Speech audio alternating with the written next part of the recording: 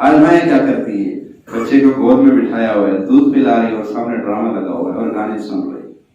اب بتائیں اگر وضو کا یہ اثر ہے تو گانے سننے کا بچے پہ اثر نہیں پڑے گا، ڈرامہ دیکھنے کا بچے پہ اثر نہیں پڑے گا۔ جو ماں ڈرامہ دیکھ رہی ہے اور بچے کو بھی دودھ پلا رہی ہے، جو ماں گانے سن رہی ہے اور بچے کو بھی دودھ پلا رہی ہے، اب بتائے اس کا بچہ بڑا ہو کے معاشرے میں مسلمان کرے گا یا گمراہی پھیلائے گا؟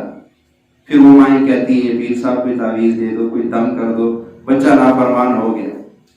جب بچے کو فرمانبردار بنانے کا وقت تھا اس وقت تو تم نے کوئی کسر چھوڑی نہیں رب کی نافرمانی میں۔ آج جب بچہ جو ہے وہ فرمانبرداری کی امید لگا کے بیٹھو، اب دیکھو بچہ کیا کرتا ہے۔ اب وہ وہی کرے گا جو تم نے کیا ہے، جو بو گے وہی کاٹو گے۔